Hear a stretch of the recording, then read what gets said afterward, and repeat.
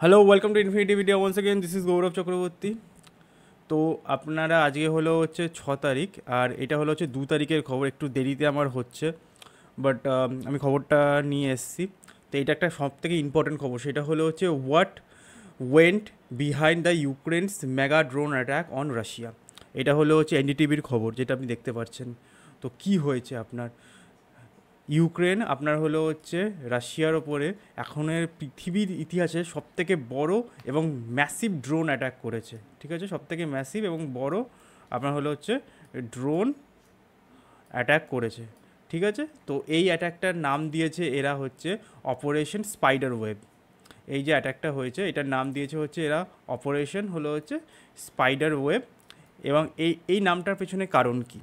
তো দেখুন, এই যে অ্যাটাকটা করেছে, আমি আজ পর্যন্ত এত প্রিসাইড এবং এত সুন্দর অ্যাটাক দেখিনি। আমার সবথেকে বড় কথা হলো হচ্ছে ইউক্রেন হলো হচ্ছে একটা ছোট দেশ, এবং সেটা রাশিয়ান ফেডারেশনের মতন একটা বড় দেশের উপরে যেরকম হামলাটা করেছে এবং বিভিন্ন জায়গায় গিয়ে করেছে। আপনি যদি এই ছবিটা এখানে আছে, যে ছবিটা দেখতে পাচ্ছেন, তো এই ছবিগুলোর মধ্যে দেখতে পাচ্ছেন সমস্ত এদের যে নিউক্লিয়ার বম্বার্সগুলো ছিল সেইগুলোকে ধ্বংস করে দিয়েছে। মানে এটা একটা ম্যাসিভ স্ট্রাইক করেছে। তো কী করে করেছে, কেমন করে করেছে, আমি সবই আপনাদের বিস্তারিত বলবো। তো চলুন শুরু করা যাক। তো দেখুন, আপনাকে যেটা ফার্স্টেই বললাম যে এটা এনডিটিভির খবর, যেখানে বলেছে what went behind the Ukraine's mega drone attack on Russia, Zelensky shares the detail with the Russia Ukraine war. তো আমি আগে সব সব দিনের মতনই আমি এটা আপনার শেয়ার করে দেবো, আপনার লিঙ্ক চাইলে এখান থেকে পড়ে নিতে পারেন, ডিটেলসে লেখা আছে। আমি জাস্ট ইম্পর্টেন্ট যে পয়েন্টগুলো আছে সেগুলো শেয়ার করবো, এবং এই অ্যাটাকটাতে পৃথিবীর ইতিহাসে লেখা হবে, এবং এর ফলে যে ওয়ারফেয়ারের পরিভাষা বা যেটা আপনার বেসিক ট্রেডিশনাল ওয়ারের আপনার ডেফিনেশন সব চেঞ্জ হয়ে গেছে। কীরকম করে সেটাই বলবো। তো সর্বপ্রথম আমি ইম্পর্টেন্ট পয়েন্টগুলো বলতে, প্রথম কথা হলো হচ্ছে Ukraine launch a major drone attack on Russia military air based on আপনার হলো সানডে। তো সানডেতে এই অ্যাটাকটা করেছে, এবং ওদের এয়ার বেসগুলোর উপরে অ্যাটাক করেছে আপনার। এবং এয়ার বেসের ওপরের মধ্যে আপনার TU-19 একটা জেট ছিল, তো সেইগুলো TU-19 মতন আপনার হলো হচ্ছে বম্বার্স ডিস্ট্রয় করে দিয়েছে। এবং ধরা হচ্ছে অলমোস্ট আপনার হলো হচ্ছে $7 বিলিয়ন আপনার হলো হচ্ছে ক্ষতি হয়েছে, 7 to 10। এবার এক্স্যাক্টলি ফিগারটা জানা যাচ্ছে না, রাশিয়াও স্বীকার করছে না, কেউই করে না, বাট একটা ম্যাসিভ ক্ষতি হয়েছে।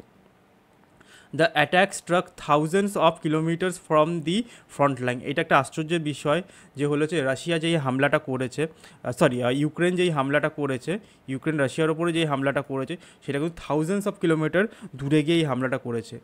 আমি জাস্ট আপনাকে একটা ছোট একটা ম্যাপ দেখিয়ে বোঝাচ্ছি, ক্ষমা করবেন আমার হাতের আঁকা খুবই বাজে। তো ধরুন এইটা হলো হচ্ছে আপনার রাশিয়া, এর থেকে বাজে রাশিয়ার ম্যাপ বোধহয় ইতিহাসে কেউ আঁকেনি, আমি আঁকলাম, ক্ষমা করবেন। তো এটা ধরুন ইউক্রেন। তো ইউক্রেন কী করেছে, বিভিন্ন দূরে দূরে জায়গায় গিয়ে অ্যাটাকগুলো করেছে, এমনকি সাইবেরিয়া রিজনের পাশেও আপনার হামলা করেছে, মস্কোর কাছেও আপনার হামলা করেছে। তো সেটা কি করে করেছে, সেটা করেছে হচ্ছে স্মাগলিংয়ের থ্রু। এই যে অ্যাটাকটা করেছে তার জন্য অলমোস্ট আপনার 18 মান্থস এরা হলো হচ্ছে প্রিপেয়ারিং করেছে। অলমোস্ট 18 মান্থ এরা প্রিপেয়ার করেছে, এবং স্মাগলিংয়ের থ্রু, মানে অবভিয়াসলি ওখানে কিছু আপনার ইউক্রেনের গুপ্তচর আছে রাশিয়ার ভেতরে, আপনার রাশিয়ার ভেতরে পাক্কা কিছু গুপ্তচরেরা আছে। তারা কি করেছে, তারা বিভিন্ন জায়গায় গিয়ে ওই ছোটো ছোটো ট্রাকের মধ্যে নিয়ে গিয়ে বিভিন্ন এয়ারবেসগুলোর সামনে, যেখানে রাশিয়ার এয়ারবেসগুলো ছিল স্ট্র্যাটেজিক এয়ারবেস, তার সামনে ট্রাকগুলোকে দাঁড় করিয়ে দিয়েছে, এবং ইউক্রেনের থেকে এই ড্রোনসগুলোকে অ্যাক্টিভ করে বিভিন্ন আপনার এয়ারবেসের ওপরে থাকা বম্বার্সগুলোর ওপরে হামলা করেছে। এবং তার পরিণামস্বরূপ আপনি দেখতেই পাচ্ছেন এই ইমেজটার মধ্যে কতটা ভয়ানক দৃশ্য আপনি দেখতে পাচ্ছেন। সব আপনার হলো হচ্ছে বম্বার্সগুলো, যেগুলো হলো হচ্ছে নিউক্লিয়ার ওয়ারহেড ক্যারি করতে পারে, সেইগুলো ধ্বংস হয়ে গেছে। এবং আপনার ড্রোন ওয়ারফেয়ারের একটা নতুন অধ্যায় লেখা হয়েছে। তো এইটা অবভিয়াসলি আপনার একটা ইম্পর্টেন্ট খবর। আচ্ছা, পরের পয়েন্টটা হলো যে president Vladimir Zelensky describe the operation as a brilliant and absolutely unique. এই কথাটা আমি মনে করি 100% সত্যি, যে এই যে অ্যাটাকটা হয়েছে এটা ব্রিলিয়েন্ট হয়েছে। মানে রাশিয়ার গুপ্তচর এজেন্সিসরা এটা ধরতে পর্যন্ত পারেনি যে এরকম কিছু হতে পারে, এবং অ্যাবসলিউটলি ইউনিক। আচ্ছা, পরের পয়েন্টটা হলো যে Zelensky stated that the attack cause significant losses to Russia which were justified and deserved.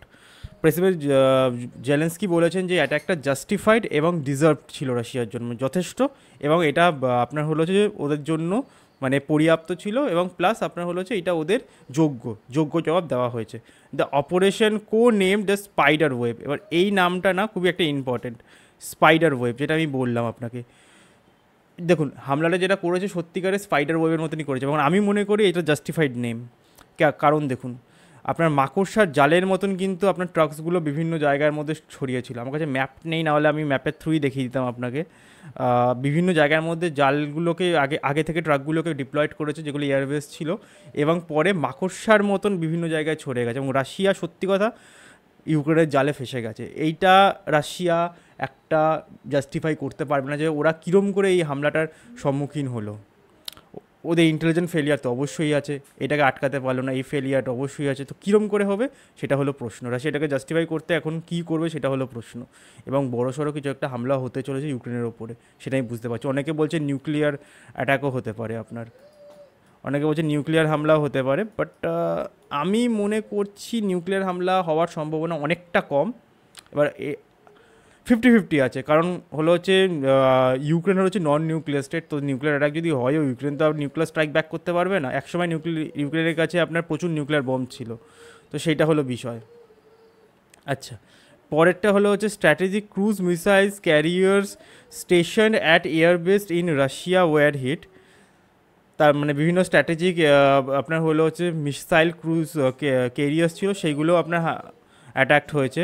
The preparation for the operation took over 18 months with the planning and execution across the several Russian regions in their different time zones.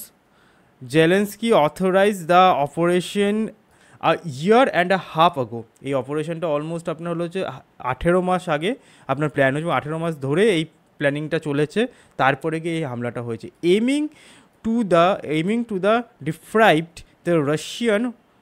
deprive Russians of over 40 unit of strategic aviation. Almost আপনার হলো যে 40টার কাছাকাছি strategic এভিয়েশনকে ধ্বংস করে দেওয়া হয়েছে throughout the spider web attack. People who assisted the keep with the attack were withdrawn from Russian territory to safe zone before the operation.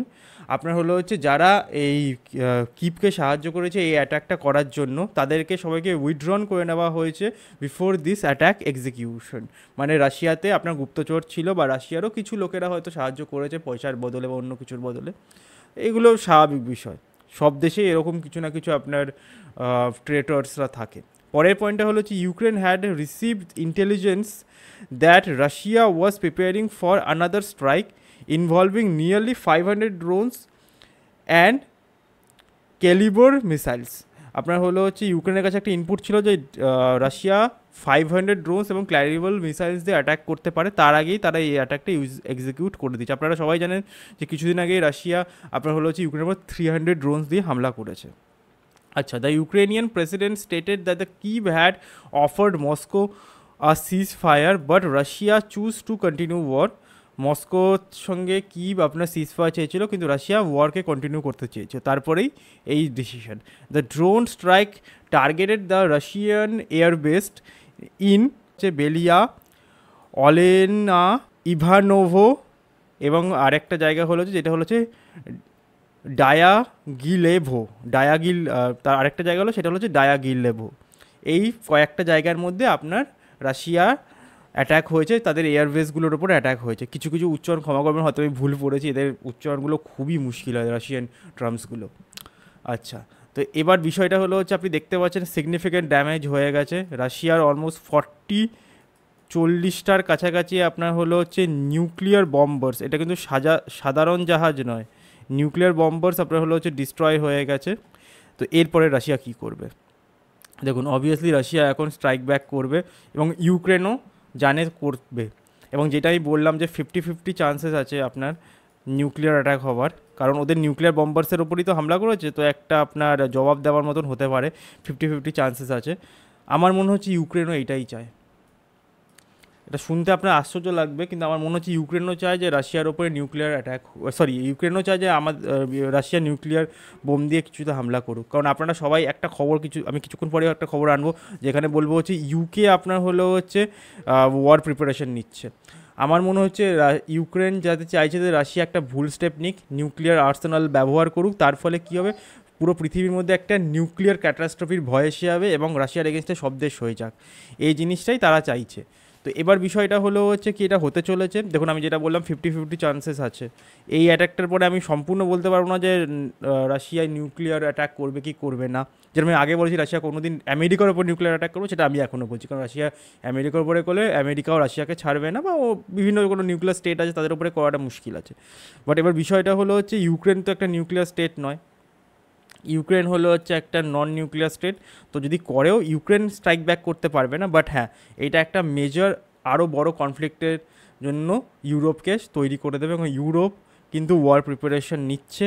Mainly আপনার যেই দেশগুলোর মধ্যে একটা হলো হচ্ছে আপনার হলো হচ্ছে ইউকে আছে, তারপরে হলো হচ্ছে জার্মানি আছে, তারপরে হলো হচ্ছে ফ্রান্স আছে, আর তাছাড়া হলো হচ্ছে এদিকে নরওয়ে, নেদারল্যান্ডস, এরা কিন্তু আপনার ওয়ার প্রিপারেশন নিচ্ছে।